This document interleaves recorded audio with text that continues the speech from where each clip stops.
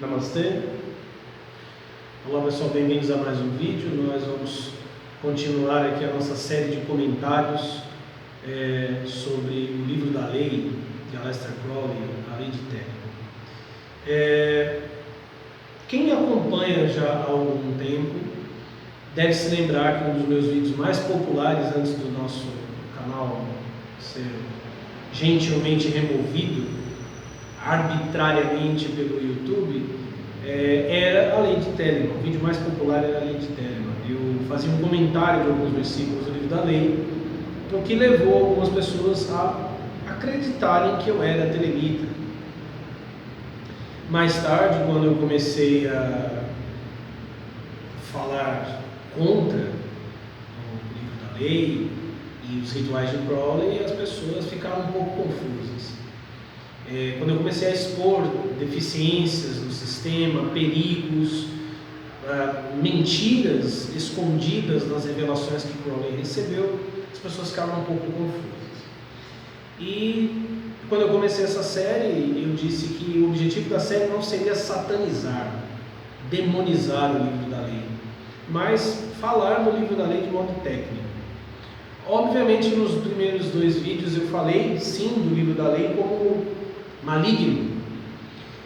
E a maioria dos telemitas, pelo menos no Brasil, não sei como são os telemitas fora daqui, mas a maioria dos telemitas aqui no Brasil, digo maioria, mas esmagadora maioria, eu pessoalmente conheço 3 pessoas que não vão enquadrar-se na descrição que eu vou fazer agora, mas a maioria dos telemitas brasileiros são playboys, maconheiros, comunistas, inconsequentes.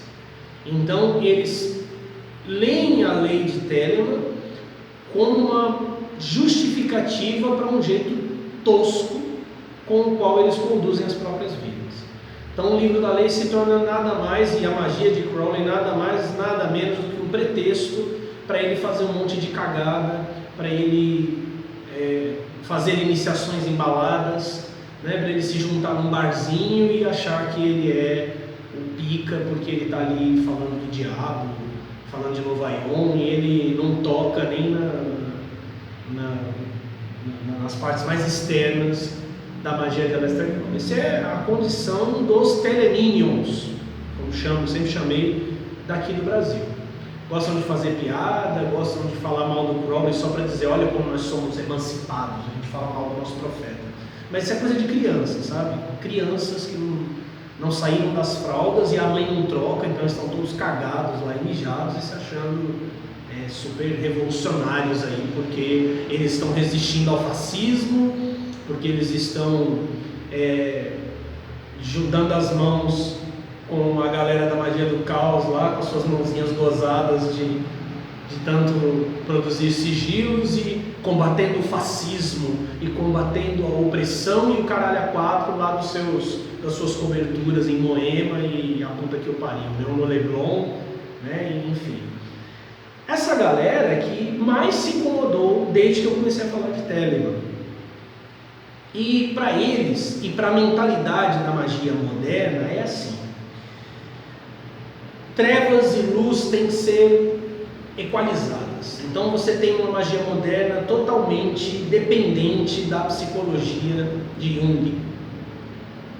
Então o cara vai pegar as clifas, os demônios da Goécia e vai seguir mais ou menos aquela ideia que o Crowley propôs, de que a gente tem que equalizar essas coisas, porque a gente tem que superar a dualidade e enfim.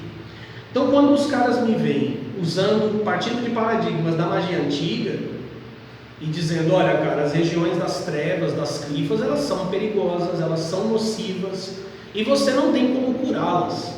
Dentro da Kabbalah, você não diz que existem 2 mundos, 2 universos. Você tem o Sitra Kedusha, ou Kedushá, o lado da santidade, que é onde nós estamos, onde todas as coisas existem, aonde há existência. E você tem o Sitra Ahra. O Sitra Ahra não é nada, tanto que Sitra Ahra significa o outro lado. O Sitra Ahra é apenas uma sombra do lado de santidade. Ele não existe, ele é o lado da ilusão. Então aí um cara diz isso, cara, se você for trabalhar com clifas, com árvore da morte, você vai mergulhar na ilusão, você vai corromper a tua alma, você vai lesar a tua centelha. Não há nada a equalizar, porque não existe um oposto, certo? Não tem uma altura, um abismo das alturas e um abismo da profundidade, como falou o próprio.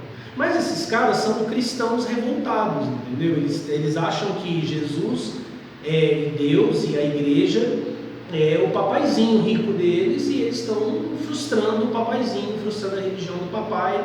Então eles querem falar das coisas das trevas, eles querem falar do demônio, né? Eles querem celebrar as festas da lei de Telema, do livro da lei, e fica nessa porcariada rasa mesmo, entendeu?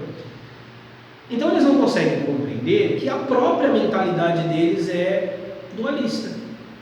Então quando eu falo que o livro da lei, por exemplo, se eu digo que o Har-Quit, lá do capítulo 3, é uma transmutação do homem irradiado por Aiwas, que é Jeová, ou seja, é o homem feito besta pelas mãos de Jeová, que é o caminho natural do meu trabalho aqui. Comecei primeiro falando de contradições da Bíblia, para derrubar a bibliolatria evangélica principalmente. Depois nós entramos na série Dat, que ainda terão novos episódios da série Dat, desvendando o anjo do Antigo Testamento. E naturalmente a gente tem que chegar no trabalho desse anjo hoje, pós-cruz, pós-evangelho. Como é que esse anjo tem agido agora? Você fala isso, esses são termos técnicos. Por que termos técnicos? Porque quando eu digo que o livro da lei, ou que a lei de Telema é nociva, eu estou destacando uma qualidade da magia de Aleister Crowley, que é como a qualidade do ácido. O ácido não corrói metais, não corrói corpos, e para o ser humano ele pode inclusive ser letal? Sim. Isso quer dizer que o ácido é mal, moralmente mal? Não, só que você não vai pôr um copinho de ácido e tomar, né? Você não vai misturar ácido no seu café para você tomar um golinho. Você tem noção de que o ácido é perigoso para os tecidos, é perigoso para os metais, o ácido sulfúrico.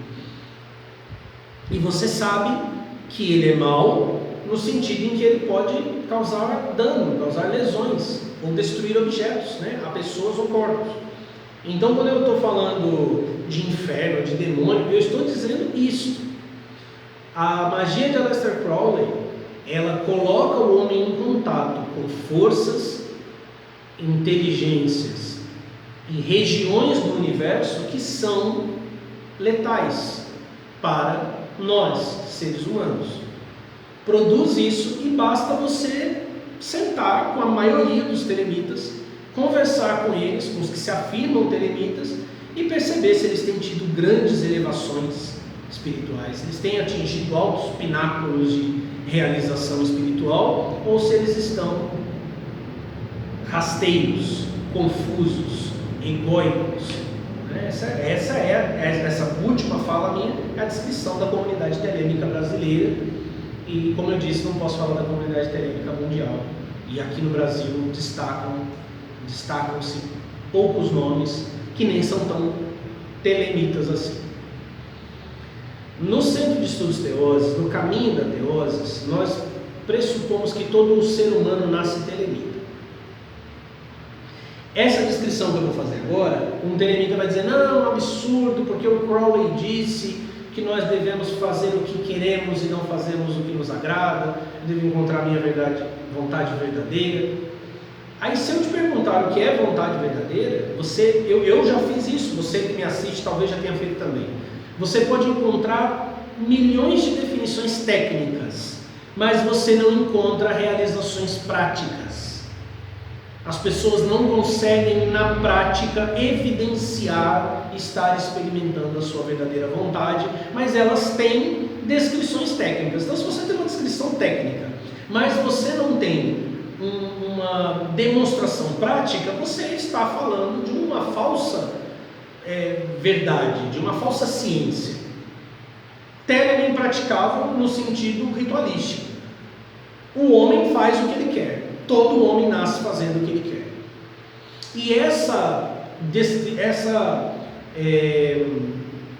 colocação sofística de Crowley, do que agrada e do que você quer, ela é apenas isso, ela é sofismo. Porque quando você ouve telemitas falando, eles estão se vangloriando de que eles fazem o que eles querem, que eles têm que fazer o que eles querem, e esse eu querer não tem um verdadeiro antes do querer, é apenas o querer. O Crowley viveu assim, fazendo tudo o que ele queria e sacralizando todas as coisas. Então a gente parte de um pressuposto de que todo ser humano é telemita. De que se você não viu o meu vídeo sobre Matrix, os meus vídeos sobre Matrix, é disso que eu falo ali. E esse é o tema de Matrix, o problema é a vontade. O homem faz o que ele quer independente do todo. O homem faz o que ele quer independente da harmonia de todas as coisas, da unidade de todas as coisas. E por mais que um telemita diga que, mas não, isso aí que é a verdadeira vontade. Tá, ok, então essa é a verdadeira vontade. Mas como ela se expressa? Me mostra alguém realizando a verdadeira vontade. Nas muitas discussões, muitos debates que eu tive, teve gente que ousou dizer, fulano estava, mas aquela pessoa não estava fazendo nada de excepcional. Então, se fazer a verdadeira vontade é tão sutil que não pode ser evidenciado e pode ser confundido com qualquer outra descrição, nós estamos diante de uma falácia. E podemos dizer que todos os homens estão sim realizando a sua verdadeira vontade ou fazendo aquilo que eles querem. Faz o que tu queres e nenhum outro dirá não, né? Então nós partimos desse princípio. Porém, eu já disse que o livro da lei, como um dos meus primeiros vídeos, dos mais famosos, eu li passagens do livro da lei. Ou seja, existem elementos dentro do livro da lei que podem ser úteis. E esse é o segundo passo daquilo que nós ensinamos no caminho da Teoses. Eu preciso, lembrando o vídeo de Matrix, unir a minha vontade à vontade do todo, conduzir minha vontade à direção e ordem e harmonia cósmica. E o livro da lei, ele mesmo, tem nele, escondido nele, chaves que nos libertam dos poderes deste mundo. Quando eu falo poderes deste mundo, não vai dar para explicar isso agora, não vou fazer um vídeo para falar sobre isso. Eu tenho feito uma associação entre os deuses que se manifestam no livro da lei, que falam no livro, Hahor-Kuit no capítulo 3, Hadith no capítulo 2 e Nuit no capítulo 1, com os 3 venenos do budismo. Eu ainda vou fazer um vídeo para explicar isso, mostrar essa associação. Ela faz muito sentido, porque o arcabouço cultural e espiritual do Crowley, quando recebe o livro da lei, é do budismo. Ele até faz menções a isso. Ele era muito influenciado e admirava muito o Alan Bennett. O Alan Bennett havia se convertido ao budismo, e o Crowley meio que deixa a magia de lado e flerta com o budismo. Então ele tinha budismo na cabeça quando recebe o livro da lei, e faz muito sentido isso. Eu vou explicar isso no futuro. Mas enfim, o livro da lei tem dentro dele chaves para libertar as pessoas justamente deste estado, que é um estado de restrição. O homem não poder fazer diferente do que ele quer é um estado de restrição. A liberdade, por exemplo, que propõe o Santo Agostinho, é o homem jamais se aprisionar nas coisas que ele aprecia, mesmo que essas coisas sejam santas. Santo Agostinho fala que não se permitia envolver e aprisionar, e é o que Paulo também diz, São Paulo, nem mesmo nos cânticos da igreja, nem mesmo nas orações. Então, se o homem não pode deixar de fazer o que ele quer, isso é a tal da restrição. Esta é a restrição. No capítulo 3 do livro da lei, nós temos os versículos 63 a 68. Ouça bem. O tolo lê este livro da lei e seu comento e não o entende. Que ele passe através do primeiro ordalho, isso será para ele como prata. Através do segundo, ouro. Através do terceiro, pedras de água preciosa. Através do quarto, derradeiras centelhas do fogo interno. Vou ler até aqui mesmo, até o versículo, não, vou ler o 68. No entanto, para todos, isso deverá parecer belo. Seus inimigos que não dizem assim, são meros mentirosos. Então, o livro está quase no fim, ele vai terminar no versículo 75, e inclusive ao terminar é dito: o livro da lei está escrito em oculto, ou seja, ele não está revelado. esse último momento, o Hahor Kuit diz que as pessoas lerão o livro, não entenderão. E aí ele menciona 4 ordálios. O ordalho é uma prova ritualística, uma prova de iniciação. E ele diz que à medida que as pessoas vão passando por essa iniciação, esse ele, que aparece aqui no versículo 1 do 64 até o 68, que ele passa através do primeiro ordalho, o tolo, né? E isto será para ele como prata. E isto é o livro, porque o versículo anterior ele diz: o tolo lê este livro e seu comento e não entende. Então você tem mistérios no livro e você tem mistérios no comentário também. O próprio comentário tem sentidos ocultos. O que o Crowley fala sobre o versículo 63: o tolo é também o grande tolo, Bacchus de Fues, Harpócrates, o ente anão, o sagrado anjo guardião, e assim por diante. Ele não entende, isto é, ele compreende que o livro é não. Lá 31. Isso aqui eu falei num dos primeiros vídeos, que eu disse que quem descobriu essa chave 31 foi o Charles Stansfield Jones, o Frater Had. E que eles tinham uma ideia errada da palavra lá, em hebraico, que eles entendiam que era um não de negatividade, mas na verdade é um não de proibir. Mas ele diz que o tolo do tarô, ou seja, aquele que alcança o caminho de Aleph, ou seja, o caminho de Keter para Hokmah na árvore da vida, porque é o caminho de Aleph que está associado ao tolo do tarô. O tolo, ele entende o livro não, ou seja, ele entende que o livro é não. Se ele entende que o livro é não, ele entende que o livro é restrição. É isso que ele entende. Ele compreende que o livro define a realidade do universo como restrição. O Frater Had, ele já esboça essa percepção logo nos primeiros, logo no próprio comentário dele, no Liber 31. Só que isso ao longo da vida dele vai mudando, as coisas vão mudando, ele vai entendendo melhor o significado daquilo que ele havia percebido na sua iniciação, e por isso que muitos dizem que ele se tornou um irmão negro. Eu vou ler um trecho de uma carta do Frater Had, que inclusive está no livro Night Side of Eden, do Kent Grant. Veja só a descrição de Frater Had dos 3 deuses do livro da lei. A assim chamada deusa Nuit é, quando compreendida em seu verdadeiro valor, o reino etérico, ou dos éteres. Os éteres, onde o Crowley entra no livro 418. O reino etérico da natureza, o plano mais baixo do universo, sem traço de consciência e caracterizado principalmente pelo espaço disfarçado como infinito e a Senhora do Céu. Essa coisa do espaço disfarçado como infinito é muito sutil, mas só para você entender, aí onde você está, existe espaço. Fora de onde você está, existe espaço. No It é o espaço, mas ela não é o infinito, ou seja, aquilo que se desdobra e cresce e cria infinitamente. Hahor Kuit, o filho da falsa união da alma humana e o vazio, é realmente o Zeitgeist, o espírito do tempo, como oposto ao espírito da eterna verdade, aquele que nega perpetuamente, é a própria falsidade disfarçado como Senhor do universo, Deus. Quando ele diz que ele é o espírito do tempo e não a verdade eterna, qual a diferença? A verdade eterna é o Logos, que existe sempre. É a filosofia perene, que é extraída de toda a história, do movimento da história. O espírito do tempo, o espírito da época, é o que se chama de Aion, é o espírito da época. O Hahor Kuit é Aion, e eu já disse isso várias vezes, o Crowley não falou nada de novo. A divisão em 3 Aions do Crowley, você encontra isso em Hegel. O super-homem espiritual, Deus, você encontra em Nietzsche.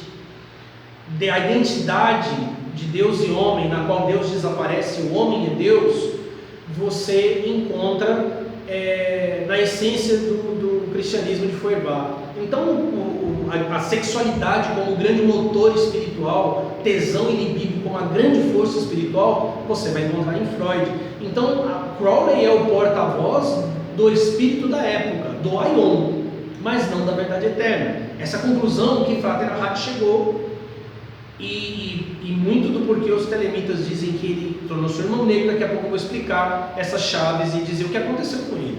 A piada sobre a humanidade, se assim esta possa ser chamada, é que Nietzsche, por meio da voz e personalidade dados a ela por Iowa Z666, adoça, quer dizer, torna agradável, né, o processo de dissolução ao bradar aos homens: vinde a mim, assim os atraindo não para o mais alto, como era de se esperar, mas para o reino mais baixo e mais negativo do universo, à margem do abismo negro.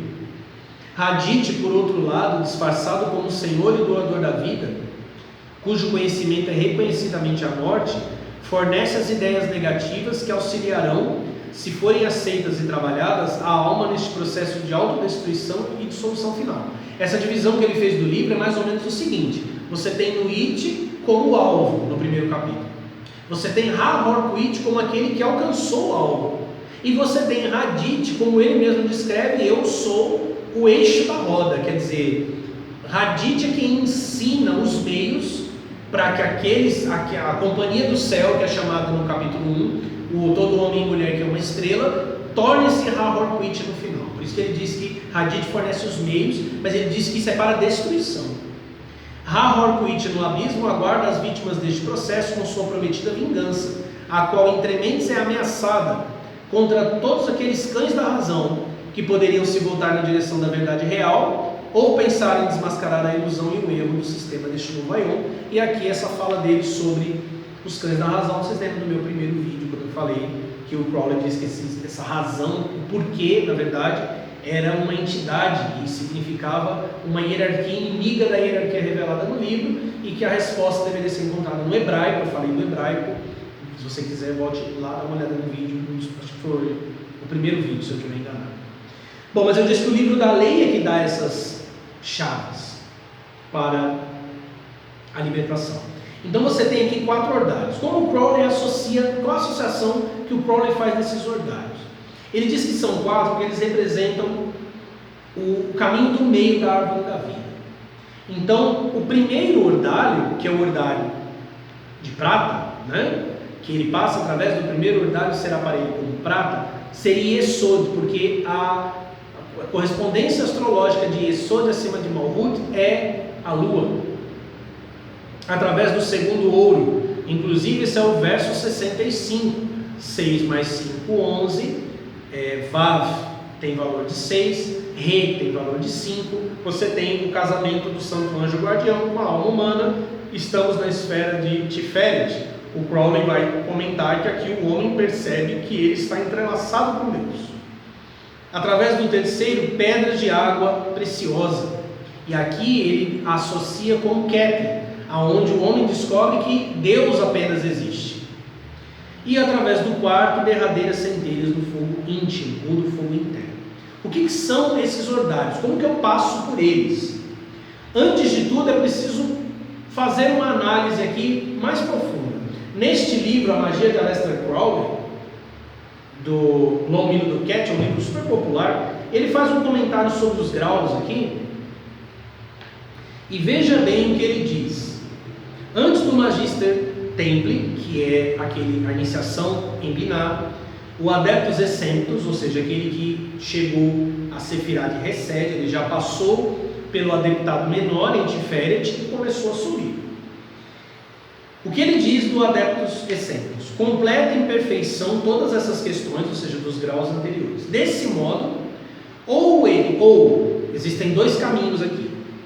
Ou ele se torna um irmão do caminho da mão esquerda, ou é despido de todas as suas conquistas e também de si, até mesmo de seu santo anjo guardião, e se torna um bebê do abismo, que transcendendo a razão, nada faz senão crescer no útero de sua mãe.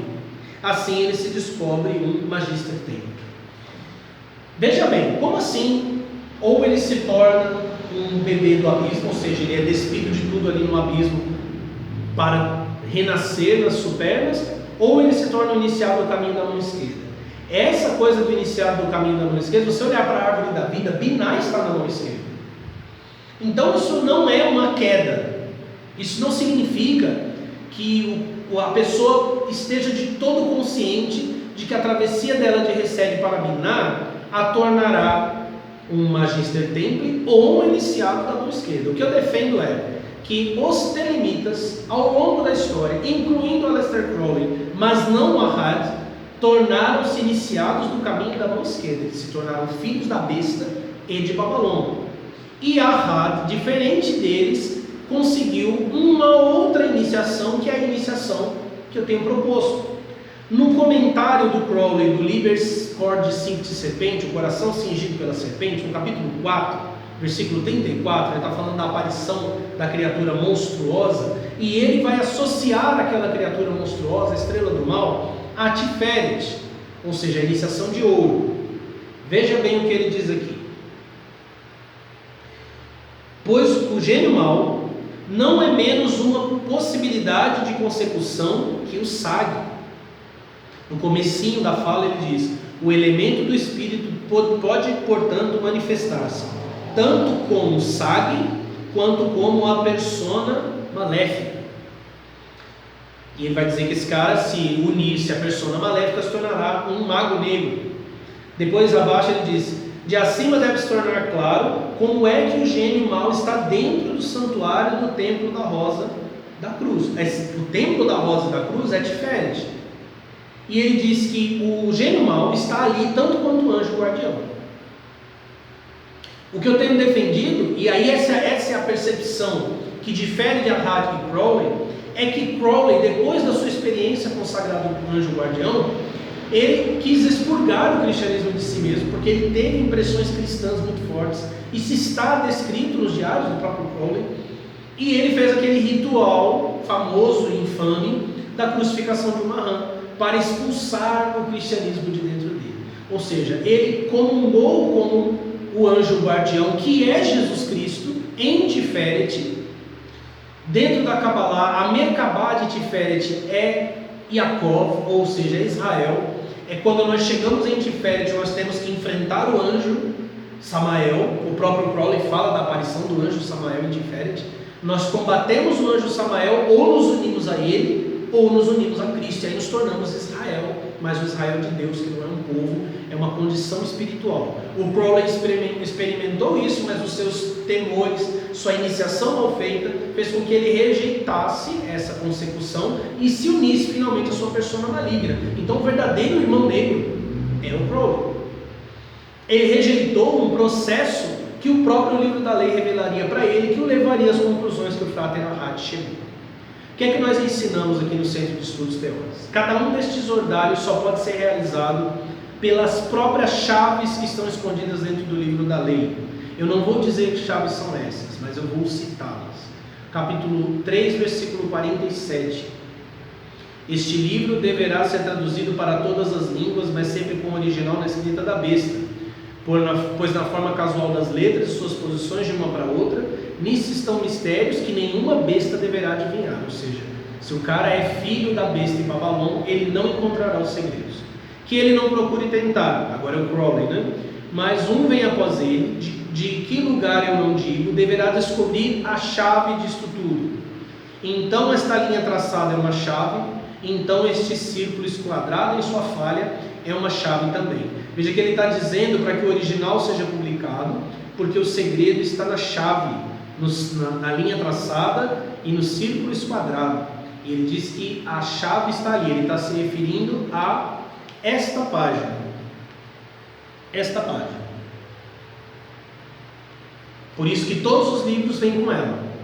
Só que nenhuma besta poderá adivinhar os segredos daqui. Então, se o cara seguir unido ao anjo negro, ele não conseguirá entender esses mistérios. Então, você tem as duas chaves aqui, a linha e o círculo. Entender o segredo da linha e o segredo do círculo são as duas primeiras iniciações, a iniciação da lua e a iniciação de prata e a iniciação do ouro. Depois você tem o versículo mais complicado do livro da lei, a sequência de números e letras do capítulo 2, 76. Imagine então que a cada uma destas chaves e ordalhos, você derrota um dos deuses. E eu comecei do capítulo 3 para o capítulo 1, porque é assim mesmo que o livro recomenda fazer. Eu vou ler aqui para vocês. 3,73. Prendei as lâminas da direita para a esquerda, do topo para o fundo, então contemplai. De trás para frente. Inclusive, a palavra kofnia, no versículo 72, já se cogitou que seria Ain Sof, escrito de trás para frente. Então, o versículo 2,76 é o segredo da chave do vencer o ordalho das pedras de água preciosa para derrotar Hadite.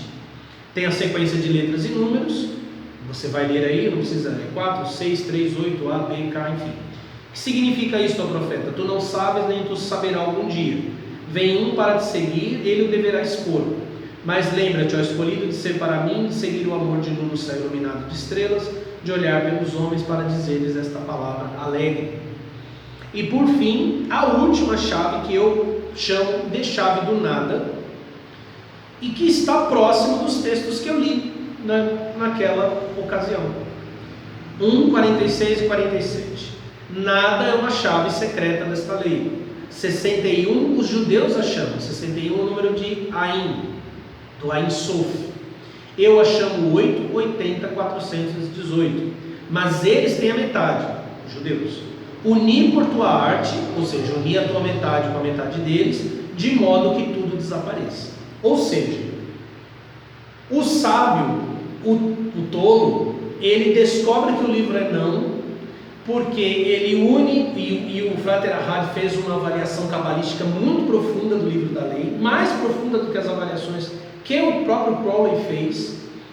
Ele une o 418 com o 61, ele une os segredos do livro com a chave secreta dos judeus, de modo que tudo desaparece. A Cabalá judaica desaparece, o livro da lei desaparece, e aí sim o homem está livre, libertado, e aí acontece o que o próprio Crowley menciona sobre a última percepção, falando sobre o versículo 66. Não há palavras que possam tornar conhecido o caminho ou o fim, onde o fim é um com o caminho. Isto apenas é dito para aquele que passou através do quarto ordalho. Este livro é como fagulhas supremas. Não mais refletem ou transmitem a luz. Elas mesmas são a luz original, incompreensível do fogo íntimo de Hadite. Ele verá o livro tal como é, como um chuveiro de semente das estrelas. É claro, eu mencionei, mas não expliquei. Isso é o que nós fazemos aqui, principalmente com os iniciados. Agora, se você quer estudar com a gente, você quer caminhar com a gente, se você quer tornar um mestre do templo, que na verdade é um mestre do templo do universo, você precisa primeiramente introjetar isso dentro de nós. Nuit é um símbolo da serpente do Éden, que cerca o universo, das castas, das clifas, que cercam o universo e nos limita. Ela é a própria expressão da restrição. Ela é bela, uma pessoa fala, nossa, está falando mal de um arquétipo tão bonito. Realmente, um arquétipo muito bonito para nos enfeitiçar, porque de coisa feia a gente corre, né? Quer dizer, nem todo mundo corre, né? Mas eu corro, pelo menos. A maioria das pessoas corre de coisas feias. E se você quiser estudar com a gente, você tem que estar preparado para lidar com isto, para entender isto. O que Crowley fez foi revelar a condição na qual o homem está. E ele recebeu chaves secretas que nem ele mesmo conhecia, que nem ele mesmo experimentou, mas que o filho dele, seu filho mágico, Frater Ahad, experimentou. E o resultado foi a conversão mágica de Frater Ahad num católico apostólico romano. Ah, isso vai ter que acontecer comigo? Não, mas você certamente vai descobrir uma nova percepção do que é o Cristo Totus, de qual a ligação da igreja com o Ocidente, com a deusa e uma série de outras coisas. Eu espero que você que me assiste tenha intenção, disposição, coragem e vontade para realmente encontrar a liberdade. Espero que você tenha gostado desse vídeo. Deixe o seu like aí ou dislike, inscreva-se no nosso canal e acesse mestrealef.com para inscrever-se na nossa lista do WhatsApp e receber novidades quando os nossos posts e vídeos entrarem no ar. Muito obrigado a todos. Namastê.